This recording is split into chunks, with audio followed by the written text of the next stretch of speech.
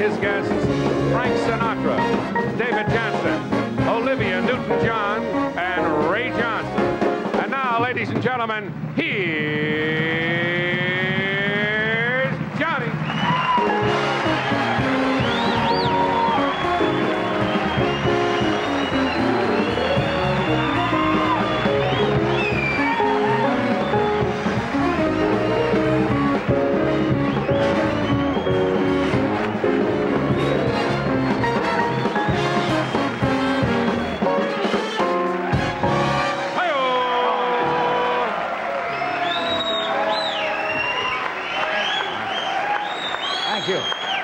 Thank you. Is that applause for me, or are you afraid of Sinatra? This is a wild group. Great group. And it's a wet day. It's a cold day out here, so, How, No, I don't have anything. Oh. I can tell everybody is gargling with Inglenook. Well, this is kind of a nice evening to curl up in front of a nice warm fire. What do you say we start by burning the monologue?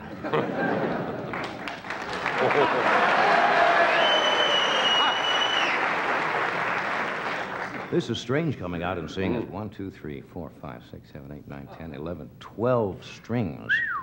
Classy. Looks like the halftime band for a gay football team.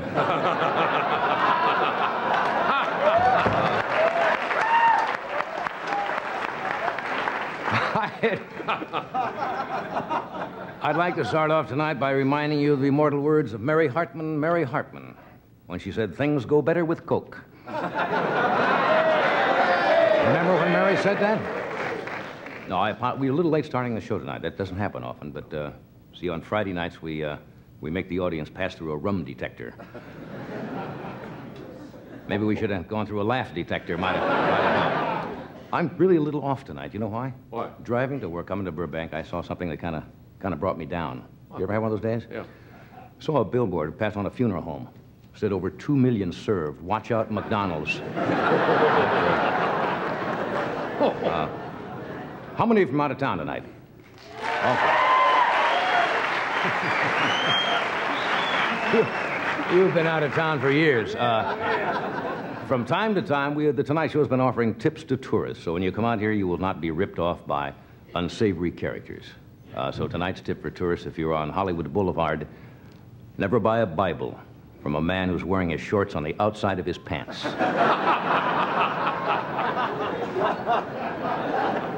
It's going to be a great show tonight. I'm looking forward to this. We've got some great people, and some of the people have been with us before, but there's one gentleman tonight that has not been on this show, Frank Sinatra. Now, I'll tell you what. Now, let me tell you why Frank is here. He is a man of his word. When I started this show, 14 years, about 45 days ago, Frank said to me, "Look, kid, I'll be on your show when they elect a peanut farmer president." So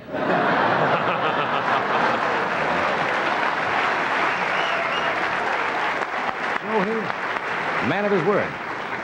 See, I kid Frank for 2 reasons. I mean, first, he can take a joke, and second, I know a secret exit from the studio that he doesn't know. Speaking of a president, it's not president yet, is it? It's president-elect Jimmy Carter. Finished his vacation, came back to Plains, Georgia. This is what they call in the papers the transition period. Do you know what that really means? That's the time that the outgoing president has enough time to steal all the ballpoint pen stationery and paper clips to last a lifetime. That is the transitional period. Jimmy Carter keeps saying that he plans an open and honest administration and is keeping no secrets from the American people. And I wish he'd start by telling us what's in that hanging bag he keeps carrying around. Have you noticed that every time he comes off a plane, he's got this hanging bag? Wouldn't it be funny if it's laundry for Miss Lillian? Obviously, it wouldn't be funny. President Ford is down in Palm Springs. You see the picture in the paper playing golf with Bob Hope? Bob Hope has played golf with every president since Millard Fillmore.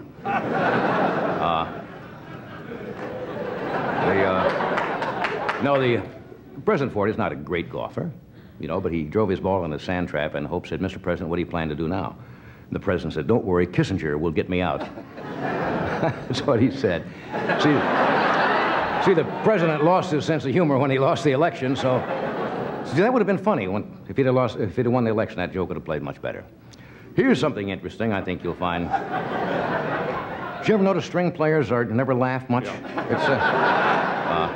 They're around rosin a lot, and it gets in the eyes and something. You don't. Tuba players they fall right out. Tuba players, but here's what's in the paper today. The federal court has ruled that it is not unconstitutional for doctors, medical doctors, to advertise their services anymore.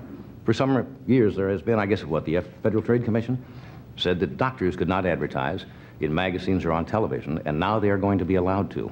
And I think they should be allowed to compete and advertise their services and what they do.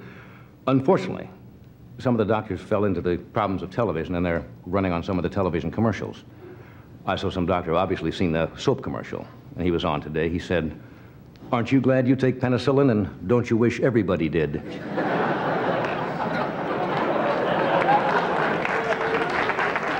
You don't have to start the applause. Let them... I waited till they did. No, you waited. started. I could tell. Another doctor... I'm going to try two of these. No, not yet. Wait till I do the joke. Well, he stole the Budweiser thing. It was an obstetrician. And he said, when you said pregnant, you've said it all. Anyway. Now, I have one wild item for you, and this is true. You'll know if you saw the paper today. Picture of this giant tortoise. How many of you saw that? Okay. Up in Seattle, there's a 260-pound giant tortoise broke his leg. And the way he broke his leg was in an unsuccessful attempt to mate with the female tortoise. They had to put the leg in a splint, and they put the 260-pound tortoise, they strapped him on a skateboard. Absolutely true. Isn't that wild? He was trying to make love to a lady tortoise. If you think he's in bad shape, the lady tortoise is still on her back.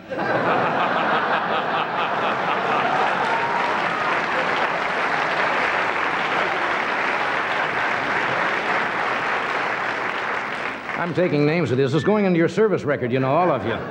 Anyway, tonight we got a great show. Along with Frank, we have David Janssen with us. We have Olivia Newton-John. Ray Johnson. So I thank you for coming. Should be an exciting night, and we'll be back in just one. We'll be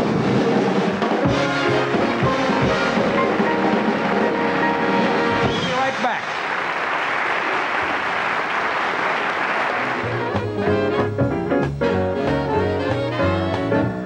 We are back. Yeah. Well, what a show. What a band. What a night. What a band. What a night. What's a night? Okay. I would like to say a few words about my next guest, my first guest tonight. And I'm going to do it now rather than when he's out here because I don't want to sound like a gushing schoolgirl. But in my opinion, he is probably the best singer of popular songs in the last 2 decades. He's been at it for 40 years. And those of us who were around when he first started can remember the hysteria and the electricity when he would appear anyplace. And it was genuine. And it's amazing that 40 years later, he still has that kind of adulation and professional performance. He's I guess, a controversial personality, and there are only probably a few people in our business professionally who can walk into a room or walk on a stage and people stop and know that you're in the room. I think he's a consummate artist, and I'm glad he is here tonight. Would you welcome Frank Sinatra?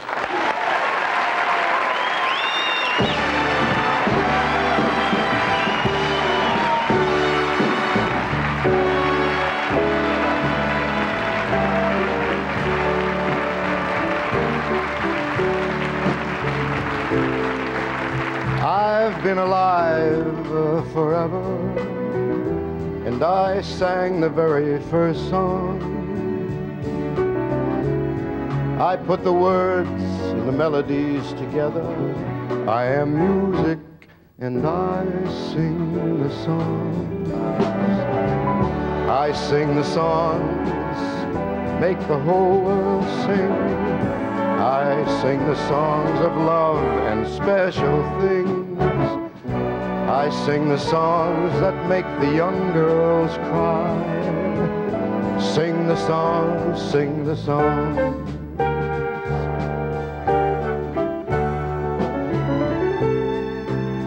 My home is deep within you, and I've got my own place in soul. Now when I look out through your eyes, I am young again, even though I'm growing old. I sing the songs that make the whole world sing. I sing the songs of love and pretty things. I sing the songs that make some young girls cry. I sing the songs, I sing the songs. And my music will make you dance, get your spirit to take a chance. The music's from your heart, it's a real fine way to start. It's from me, it's to you, it's from you, it's to me, it's a real life symphony. I sing the songs that make the whole world sing. I sing the songs of love and special things. I sing the songs that make some young girls cry.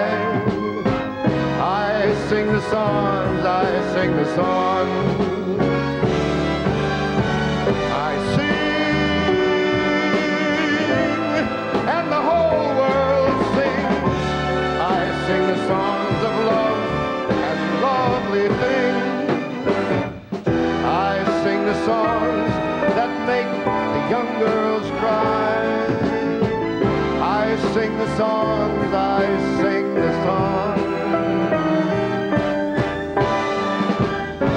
I am music, and I sing the song.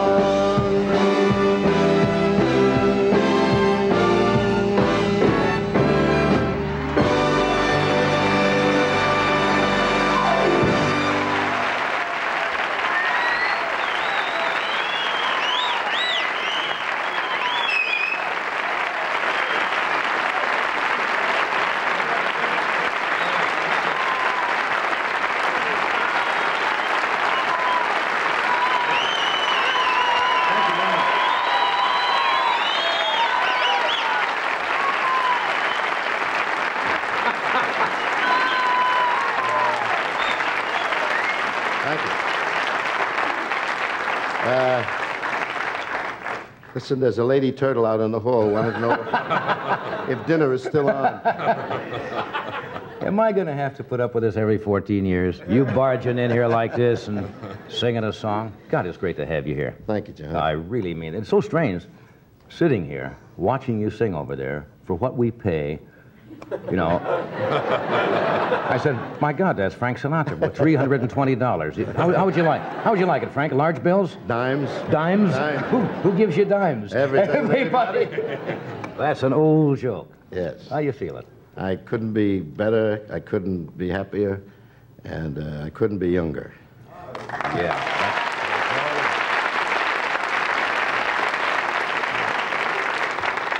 You know, somebody asked you that the other night because you were married recently, and you said, hey, all of a sudden, everything's coming... Came together, yeah. Came together?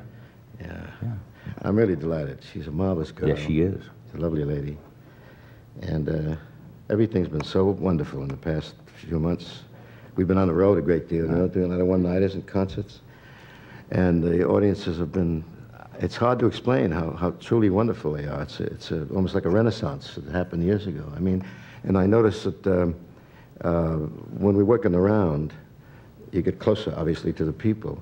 And I noticed the age difference is quite interesting. I mean, there are youngsters in there who are 13 and 14 years old, and then there are the older folks who came to the Paramount Theater when they had the short socks. You know, remember those days? Pandemonium in the aisles. Oh, yes. That's great. A few years ago, you said you kind of retired, and all of a sudden now you're back at it. Oh, I meant it, though, goodness. John. I meant it. I did. I really meant it. I had a great time for 2 years. Did you get bored? No, I didn't get bored. No, I really didn't. I did nothing. I wanted to do nothing after 32 or 33 years of working. I thought to myself, gee, it'd be nice to not have to get up in the morning and do that kind of jazz and so on and so forth. But then we got a great deal of pressure, not only from my own people, but my own family. And a lot of mail started coming in. And I tell you how interestingly wise the public is. They said, a couple of hundred letters said, well, why don't you at least make an album? I mean, there's nobody in the studio except you and the band, they said, because they thought I wanted to get away from the people. And they said, well, it made sense. They said, just at least make us an album, even if you don't want to come out in public anymore. So I said, well, what the hell, I might as well go out and go to work again. And I'm enjoying it immensely, I really am. I'm glad you came out of retirement. Had a big disappointment this year. We have to, we got to do a commercial occasionally, you know, I understand to that. get your fee for this. Oh, absolutely. Also to get my fee for this. And we'll do this and we'll be right back. There we are.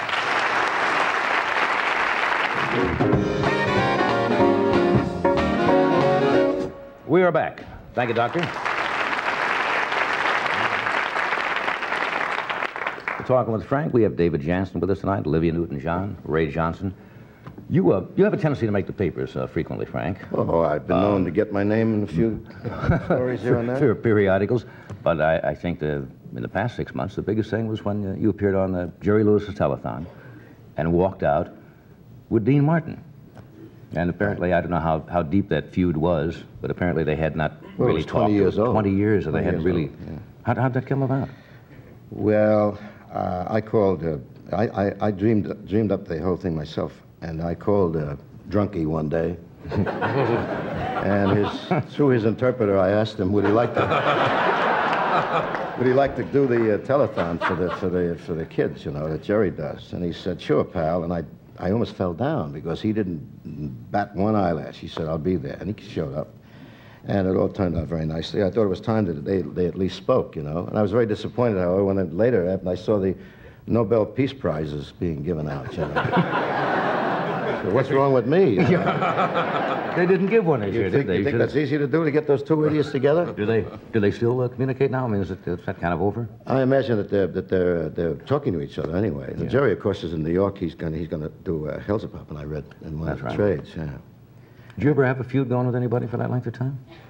I don't think so. Yeah. No, my feuds last about 2 minutes. You're quick to anger, but also you're quick to get it out, aren't you? That's true. Yeah. I guess we're just born that way. Some guys are, some guys aren't. You know what I mean? And there you are. Well, the press occasionally, I mean, seem to always print the things that make good copy, or they think make good copy. They very, very seldom print, and I don't say this because you're here, because I don't have to puff you up at all, but they never mention the things that entertainers do for charity and raising money for boys' clubs and hospitals and et cetera, but they always do if you're in some kind of if you happen to brush somebody leaving a bar or something like that. Well, I've never done anything like that. No, just... or, I think... If I'm going to brush anybody, he's going to get knocked down. I think... and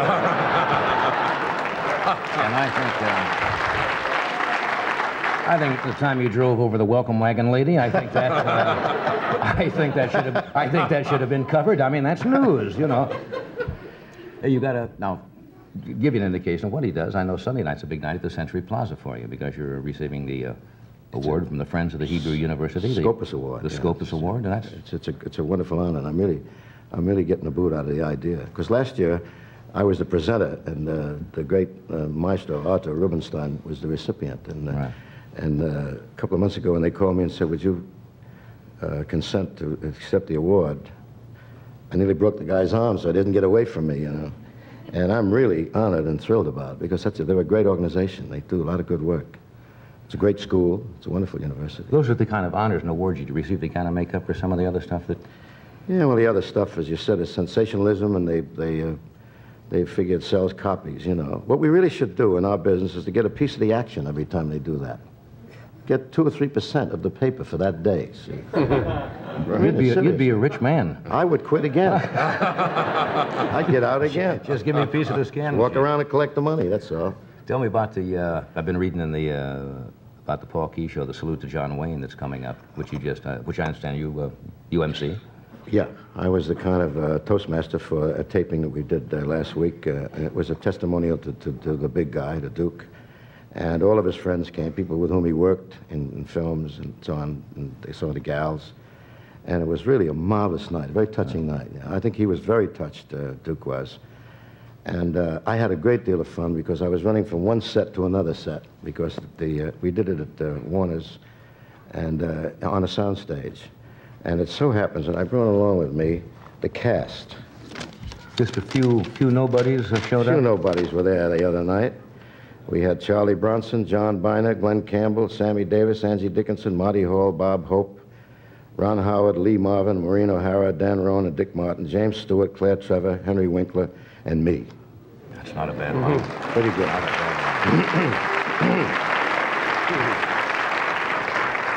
Have to interrupt again, but we're coming right back.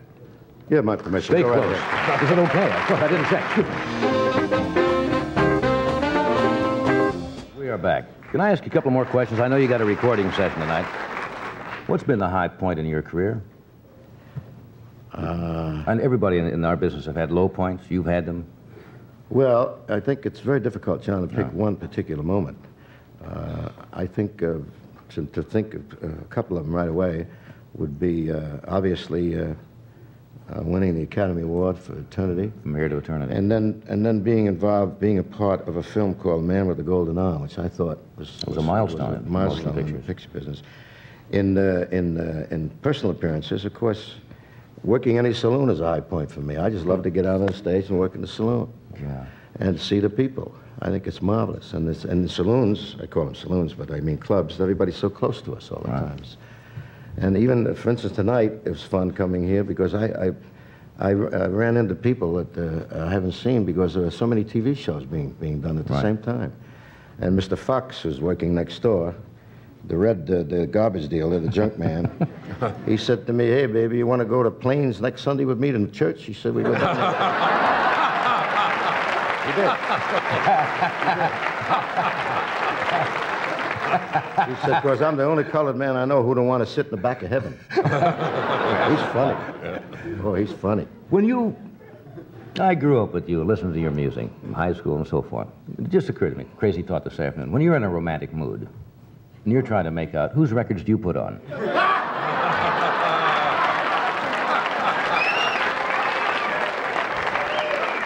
I've spent a lot of nice evenings listening to your music, and I just wonder who Frank listens to.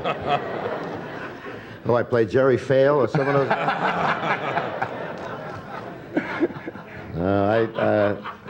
Interesting concept. Yes, it is. But I can answer that by telling you that in those lovely moments, I play Daphnis and Chloe, or the Sunken Cathedral, the Engulfed Cathedral, all that kind of classy jazz. High-class I don't stuff, fool around with all that other stuff. Because... Hey, look, I know you're going to do another number with the band because I know you got a recording session tonight, and really, on behalf...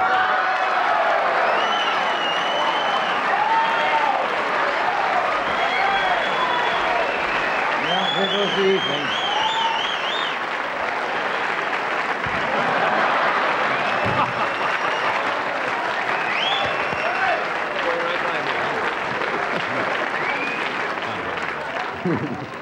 Gee, you look Hello. good, Don. Well, that's it for me.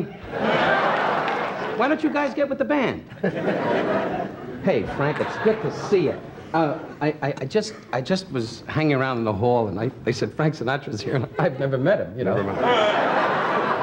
And I get the chills. You'll excuse us, won't you? Certainly, certainly. Marco Mangananzo was hurt. Marco Mangananzo? Fambino Bombazzo. 2 bullets in the head Thursday.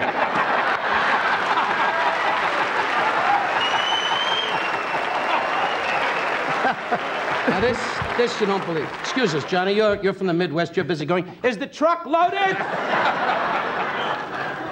Guido says hi. He hasn't had a chance to talk to you. And from Jersey City, your good friend, Bubani Umbazzo. What's He his started alias? his car. He started his car with your album on, and now he's a highway.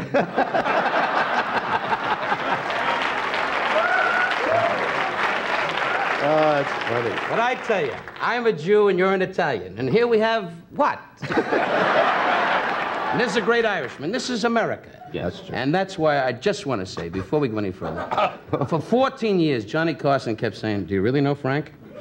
And I want you to know, Frank, I worship you and I love you. I really mean this, because since I'm a kid, I used to blow in girls' ears and hear you go, la-da-da-dee, and do it my way.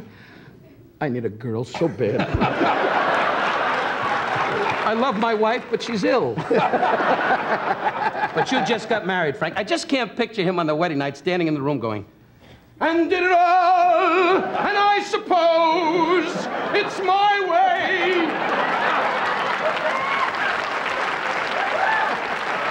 And Barbara, his wife, is going, Frank, when you get a minute. God bless you. He just got married. Hey, all the good things. This is the most exciting night in the years that I've known Johnny Carson. He started me on this show. This is the most exciting night, and so help me. It's a great night. He was even nervous because he came to me and said, and I said, you are a powerhouse, and Frank, I love you. Can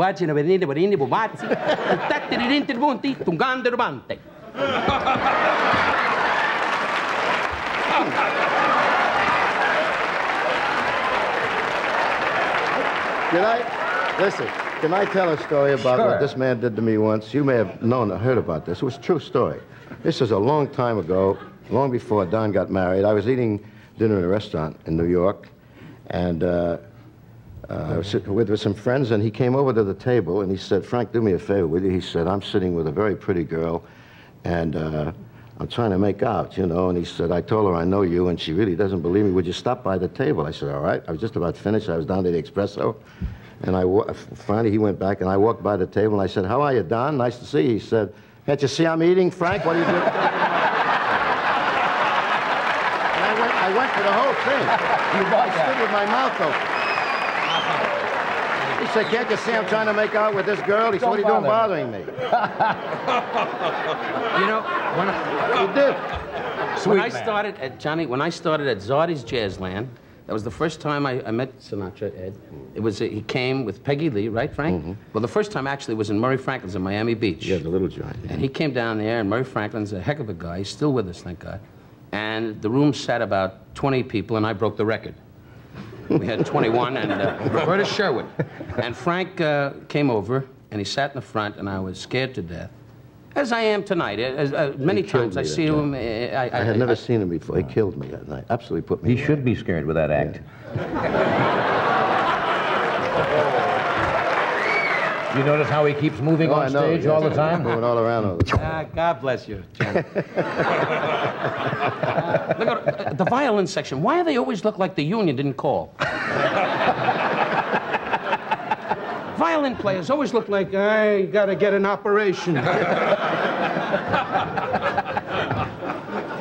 Boy, the budget's big tonight, but you got the boss here. That's right. And to me, Frank Sinatra is the boss because, for one reason. Not because of the word boss, but because he stimulates excitement, he stimulates our industry, and he makes you nervous. You like that, don't you? You like to see me nervous. Get a boom bum. Look, I know you got. Can I do my song now? I know you got to cut because you got. Go ahead, Frank. I'll lead you, Frank, to your song. Come on, Frank. Come on, we're going to walk on the boardwalk. Come on, Frank. Cut it out. Come back, That's Don. it Sit for down. the boss.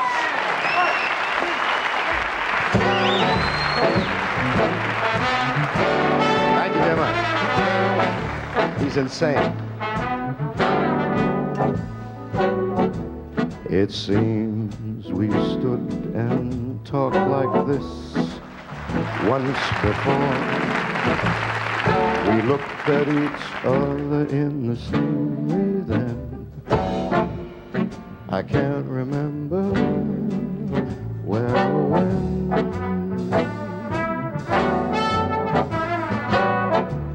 The clothes you're wearing are the clothes that you wore. Smile, you're smiling, you were smiling then. I can't remember where or when.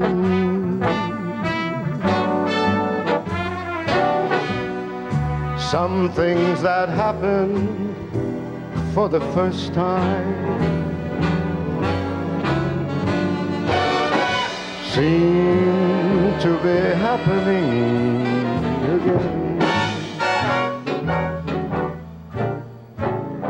And So it seems that we have met once before, and then we laughed a lot before. Oh, so loved a lot before. But who knows where?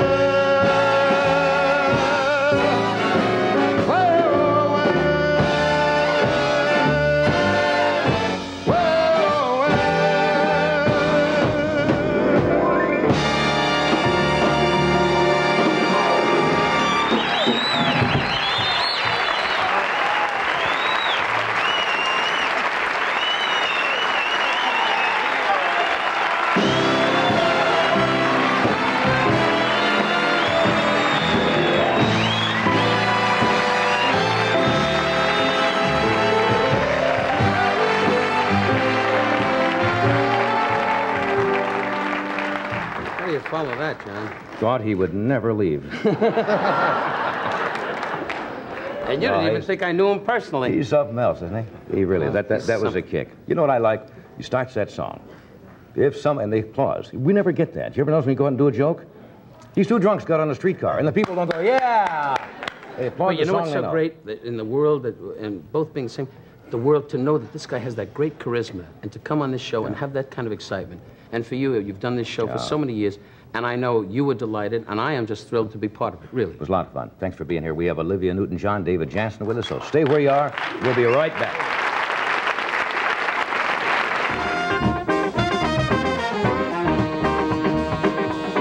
Thank you, Doc. We are back with a What a show. What a show. By the way, John, I know you always say it, but to have all that, you said it before, the violin section nice? and Doc Severinsen, it's an exciting moment to see There's a certain element of class to this show. Right? You could sorely use it once in a while. My next guest, you all know, he's had more successful television shows than anyone I know. Harry O, Richard Diamond, O'Hara, The Fugitive, and so many motion pictures, and currently is starring in a action suspense drama called 2 Minute Warning. Would you welcome David Janssen?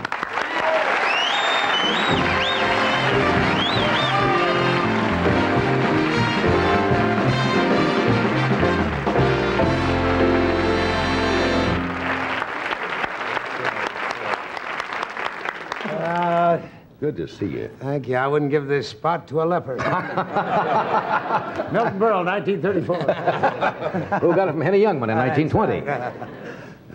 Well, in conclusion... How you feeling? I'm all right. I just got back from Tokyo, Japan. That's a good place for it. Thank you. That's about a 14-hour hop, isn't it? Yeah, if you take a plane. Did you? This is the way it's going to be, huh, now, David? I'll bring it a bone sing me. Oh, did you come over David's rolling. Did you take the polar flight? No, he's not talking about over they there. have a direct flight. Or don't you take the polar flight to Tokyo? No, they have a well, direct that's probably flight why you didn't now take it. from... I've never been there. You see, you take the polar flight sometimes to Europe, Yes. but I guess you don't take it to Well, Tokyo. that's a long way. Tokyo, Japan. Yes. No, but they have direct flights now. At night, you can't fly directly from here to Tokyo. You have to stop off in Honolulu. Honolulu. Excuse me. What were you doing in Tokyo? I was there making a film for, a commercial film for commercial venture. Oh. Well, that follows. That follows. It's very difficult to be on the show with two great wits.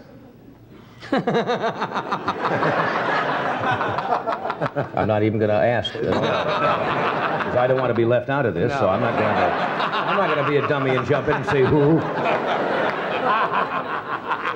But anyway, I'm back, and here I am, and I'm just going to, try to tell you to watch the picture, and then I'm going to listen to Don and Olivia Newton. Oh, yeah, she's a great singer. Fearless Frank was on.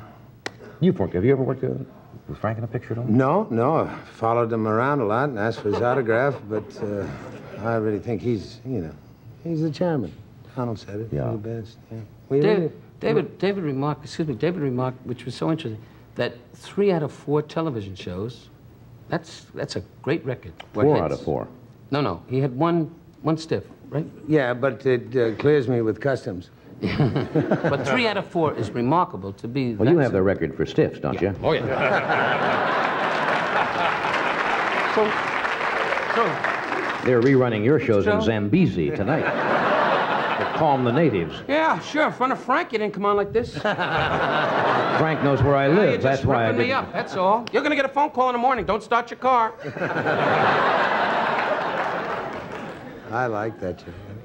That was a good show. Highway. Do you speak any Japanese at all? Hi. Oh, outside of hi? I mean... Hi means yes. Oh, does it? Hi. I didn't know that. It's a very difficult language. No, you were a lieutenant in the war, right? Hi. Oh, Were hell. you in the service? Yeah, corporal. Ours? Yeah. I was in. You were a corporal in the Army, and you were. He was an ensign in the Navy. That's right. And you were. Tell him. What were you? But don't be embarrassed. You always bring this up. I was a colonel in the Marine Corps. All right. A colonel in the Marine Corps.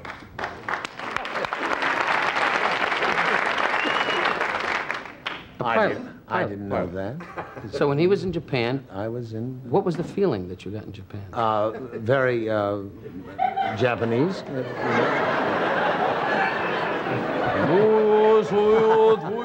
You have any more brilliant questions like that? What's the... Well, you're not exactly jumping in and helping. What's the feeling like in Japan? And I am taking a nap on the couch. You're just leaning forward saying, Frank left. I would imagine the Japanese, because of their culture, are not the kind like Americans who run up. You mentioned autographs and say, "Give me your autograph." Because They are in that's different. too personal, isn't it? Well, in different parts of Tokyo, I mean, different parts of Japan. In Tokyo, they are very vocal. They're very outgoing. I think that that's because Tokyo is really the center of Japanese culture. Osaka.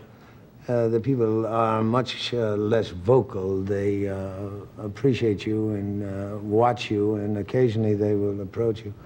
But in Tokyo, it's much like being in New York or California. If somebody appreciates you, they yell and holler and, I understand pull that your hair and things like that. they speak English is predominant in. No. No, it's not. Why would it be? Why would English be predominant in Japan? I don't really care. I don't care if they speak Mau Mau. I don't care. The Japanese As long as my kid gets a lot of toys. Japanese is the predominant language in Japan. Who cares? In What do I Japan, that's care? predominant. You see a very... What do I care? I don't plan to go back there again. What are you kidding? No, they... One trip was enough. I don't need When did you go? During the war. And there was one Japanese guy on a tree going, "Want to celebrate Hanukkah?" Where did that happen? Bobby, Where did that happen? 1943, August, on the beach of Malibu. I just wanted to know. Just wanted to see if you had a place there. You always bring that guy up. I want to know where that happened. Do your commercial, you pain in the... We have a message from Johnson's, making a fine product to help care for your home.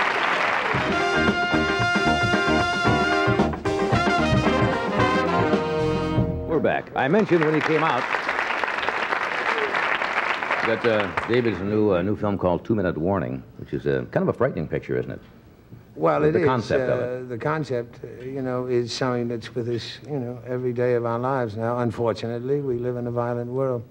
People have often said to me, during the interviews I've had about the picture, why do you depict something that's violent? Well, my argument is, why not do away with the 6 o'clock or 11 o'clock news? We live in a violent world. Unfortunately, I don't care for it, but it's the only world I got to live in. Right. So if motion picture producers and people are depicting what's happening in the world today, which is what we all want to see, even though we don't admit it, then you have to have violence as a part of our everyday life. If it changes, and if, we can make it change, that's something else. But in the meantime, this is entertainment, as it is today. Does this little squib need any setup at all? We're going to show, we have a film clip from 2 Minute Warning. Well, only It has to do with a sniper at a... Super Bowl. At a Super Bowl game. And why he's there, we do not know. And the reason he's there seems to be his concentration through the scope of his rifle. And it's just at random? On 5 or 6 people that we get to know as an audience, in what their lives are, why they are at the Super Bowl. The suspense is, why should all of them be tied up together? What's why the common would denominator? this, the common denominator. So Okay, you watch- really don't know until the ending what it is. Right. We'll watch the monitor in the studio there, and we're going to run a small portion of 2-minute warning.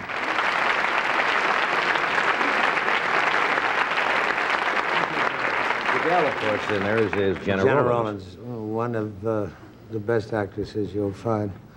This side of the Monongahela. Where did you come up with that?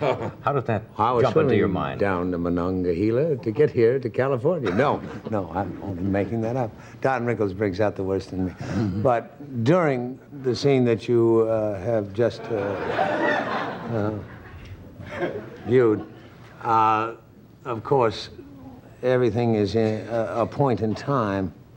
The sniper is there. You have always already seen his determination to kill somebody, and you don't really know why. And so it's all played against the background of this type of suspense. The Super Bowl, yes. Well, at least it won't happen to the L.A. Rams. I don't think they're going to be there. No. But maybe. We'll take a break. We're coming right back. I Stay where you personally are. think they will be. I hope so.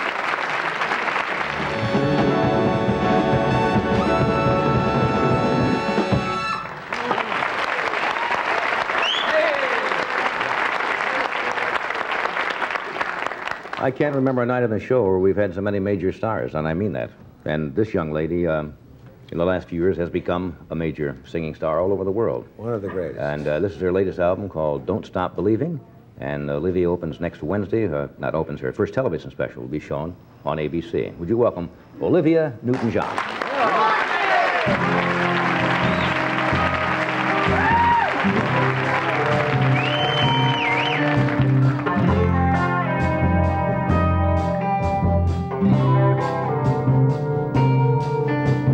There's no need for you to tell me. I can see the way you feel. I just know without you saying what is a lie and what's real. Every face tells a story. It's hard to hide a lie. Every face tells a story. Yours is saying goodbye. Something's going on and I know it. You can't keep it from me. Your smile cannot hide what you feel inside. I don't like what I see. Every face tells a story.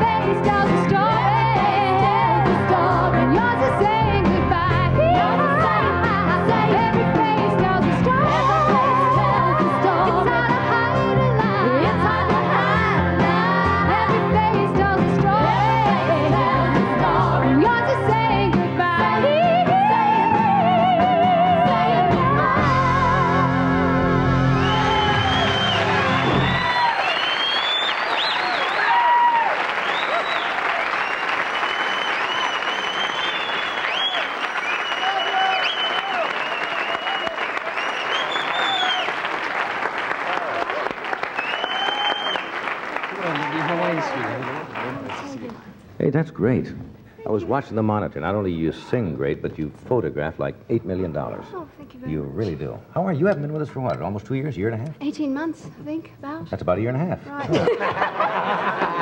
These not things very take quick. me a moment to put in perspective. Always good at math. I was always, yeah, great. Where you been? Touring? I just finished a television special, and that's taken That's up the one that last comes up this couple of next months. Wednesday? Yes, and I just completed a new album, and I'm just getting ready to go on tour to Japan, where I've Ah, just yes. been.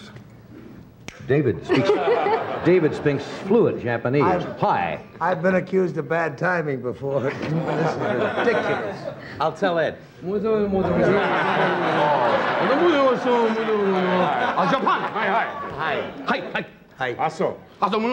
No, most performers that have gone there, especially the singers, Japanese fans are great. I hear They're they fantastic. know the American artists. They have the records, They're very devoted and they're fans. great fans. They're But sweet. comedy, John. What about comedy? Johnny Carson's the biggest thing in the country in comedy. But do they know you in Japan? I'm not being sarcastic. Or do you know? Do they know you in Japan? I have a son Are these there. toughies? Yes, I mean, I'm just asking. I have a son living there. Of course they don't know me in Japan. How would they know me in I have Japan? two boys too. that- Right, he's known when the war as- ended, went. Oh boy, we Jews won it. His son is known as the But rising. what I'm trying to bring out is good, David. Thank you. Let's hear it for David. What I'm trying to bring out is comedy is so tough in European countries. Yes. Right? Really? Yes, it is. Well, hey, it's your show. You work it Well, out. I wouldn't know. No, they don't know me in Japan. I'll stick with How that. would they know me in Off we Japan? go The show into doesn't the get over. wild blue yonder. This is a mad night you're on. Sounds good. Have you ever met any of these people before, David? Yes, Or we worked together in Tahoe, and David and I have met a few times. In fact, the first time I met David, I asked him for his autograph did you really? for a friend of mine, yeah.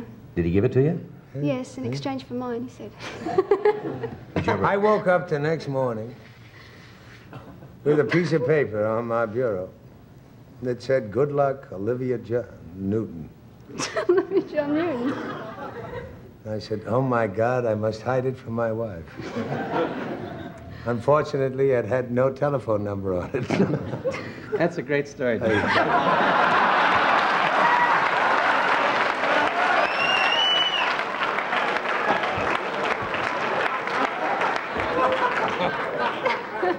This is kind of like self-defense. Don't let him bother. Don't let him bother you.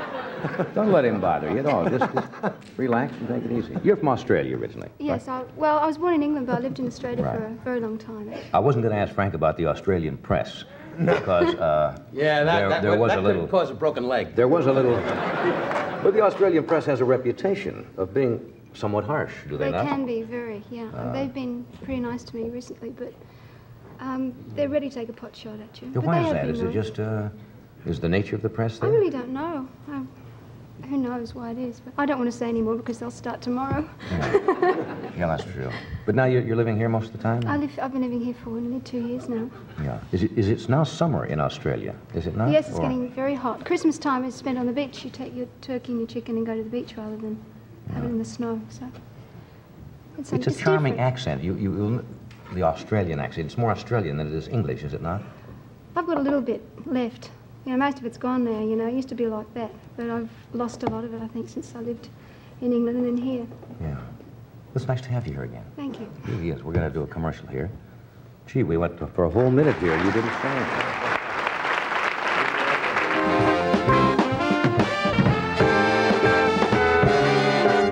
We're back. We're talking with Olivia Newton-John, David Janssen, Don Rickles. I mentioned your specials on this coming Wednesday. Who do you have on?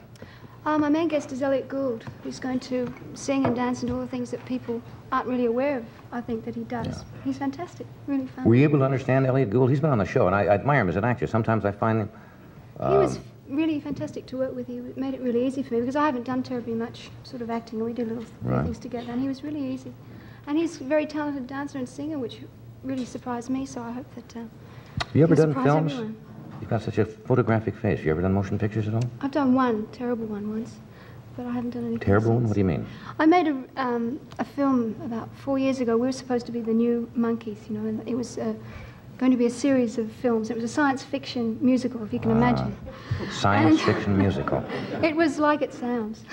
Every actor has made, I think David made a picture once called Swamp Fire. Is that possible?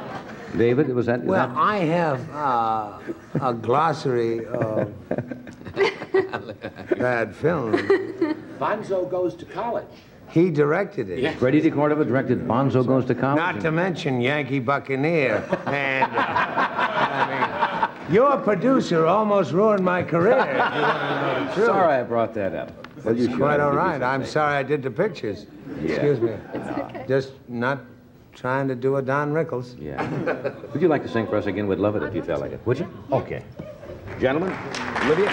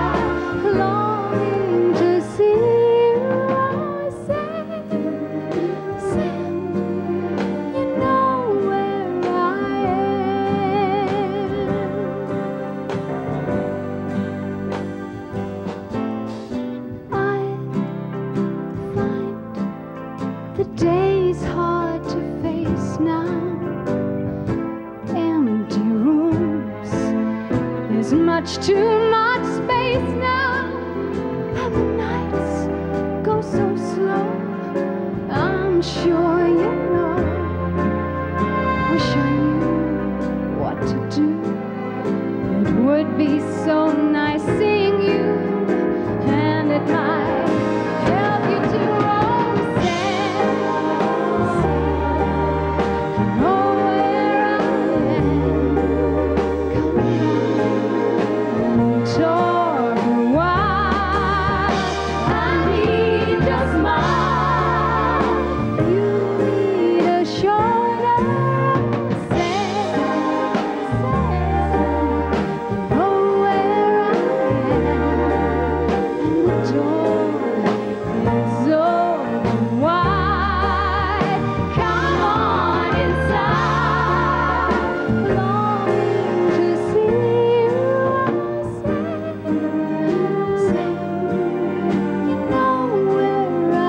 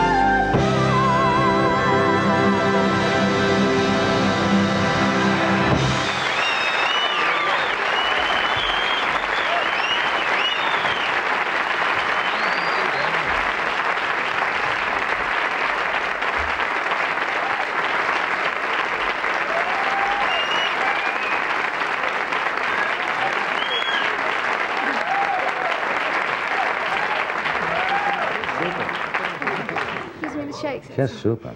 Just watch the monitor. You don't have a bad angle.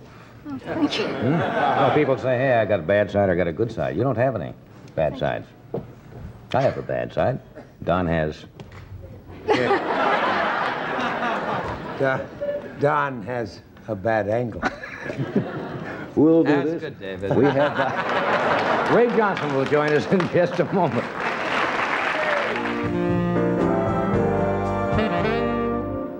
My next guest has been with us several times in the past. He's about 50 years old, Ray Johnson, and he spent about 25 of those years in jail.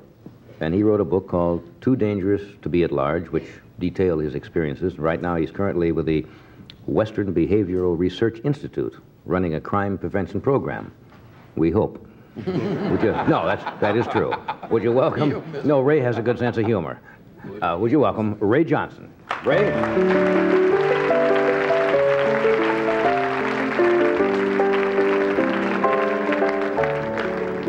Yes, I know. Our program was originally crime invention. Never mind. That's right. You should know all about this. Well, that's true. People always kind of, there's a little gasp when I mention you spent that time in prison, but I guess people are... One has to pay when he plays. Yeah. Did you read in the paper the other day about what... Did that catch your interest up at San Quentin? The tunnel? Yeah, they caught, I guess, 3 fellows that had pretty well almost finished the tunnel. They went down about, what, 14 feet and dug out and were almost out of the place? Did you spend time in San Quentin? Yeah, I was there.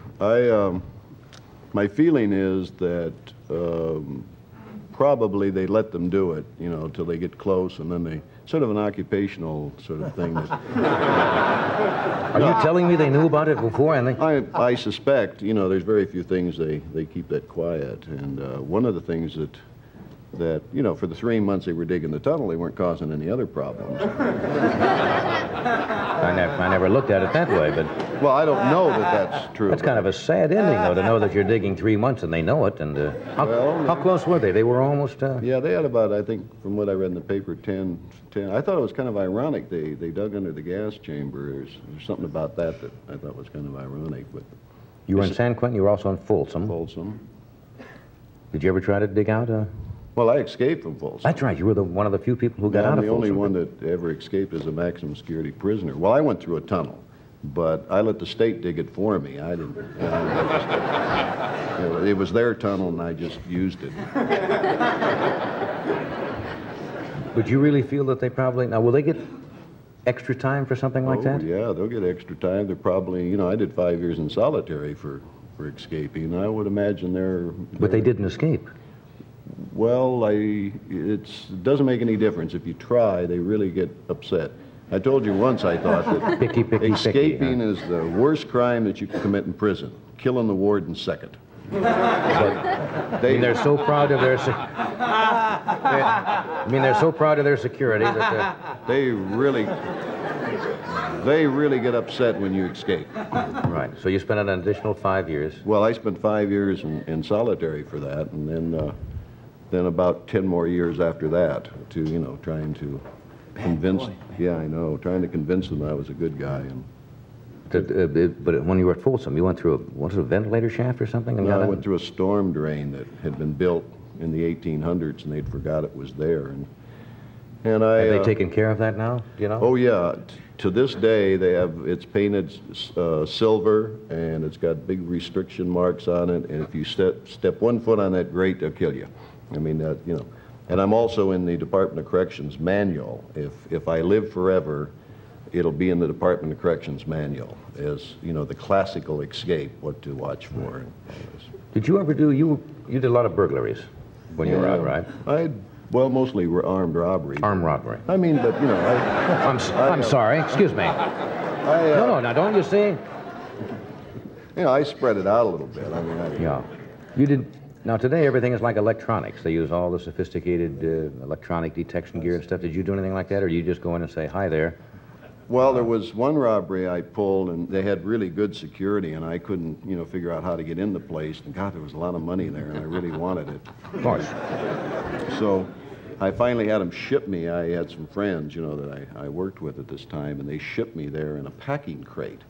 And What do you mean, they shipped you? Yeah, I had it, you know, like it was merchandise, and that got me through everything. And I had them put all kind of fragile stickers and this You side went in a up. box. Yeah, no hooks. You know, I don't want them to kill me. You know, and you know how they handle freight. Of course. And so they shipped me in, and then they wheeled me through all the security, and then they went to open the box, and I said, "Hi, you know, here, you know, stick them up," and it's really kind of neat.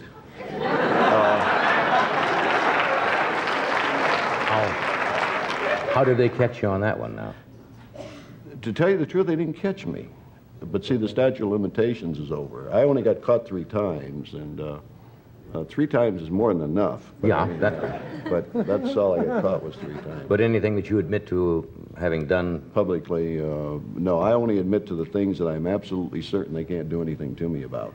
Right. I mean, you know, there's some things that I wouldn't talk about because who knows? Yeah. I don't mean to put you on the spot now or embarrass you, but have you ever had the urge to, you know, do something, fall back and say, try the old packing case trick again or anything like that? Not the urge. I think it's, you know, it's kind of like an old prize fighter or something. When you see something interesting, you look at it. You know, I don't think I'll ever, you know, would ever do anything again. But I'm a looker. I look a lot. And, well, that's okay. And part of the my work now is to look and try to find ways that, you know, I can help businesses not be robbed. So in a sense, I'm still looking, but for a different reason. Right. Have you got a new program going now at the... Yeah, we're doing the robbery prevention program. It's going very well. It's going in all over the country in the 7-Eleven stores, and we're now beginning to work with other corporations, convenience stores, you know, retail outlets that are having a tremendous you know, robbery problem, and we have hope that this is going to help. It's already had a 30% reduction nationally, and I'm going into a thing at the Institute with kids. I'm really concerned about, you know, like 13, 14, 15-year-old kids are just, God, the violence, it's terrible. And so we're going to try to put together curriculum and teach in school the cops and robbers game that maybe some of these kids will choose a different alternative. Stop it before it really gets started. Yeah, before they get in like I did, and, you know. All right. Well, you're going to stay cool. I hope so. Right. Yeah. We'll be right back.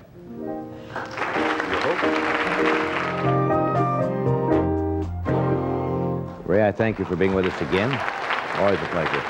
Thank you. Olivia's special is this coming Wednesday night on ABC, and I hope it's a smash for you. Thank you, so do I. David in 2-Minute Warning, which is open around the country. And I'm on. Look for Don Show, CPO Sharkey, which will be coming up this season and a little later in the year. January with Aaron Rubin, who produced it, and looking forward to it. I hope it's a winner. And my mother, if I may say, in Florida. Stay well, baby.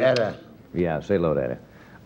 Monday night, Freddie Prinz, and my thanks, of course, to Frank for being here tonight. Freddie Prinz will be here Monday night. Paul Williams, Richie Havens, Deborah Lee Scott, the amazing Preston, and George Foreman. Thank you. Good night. Yeah, atta boy.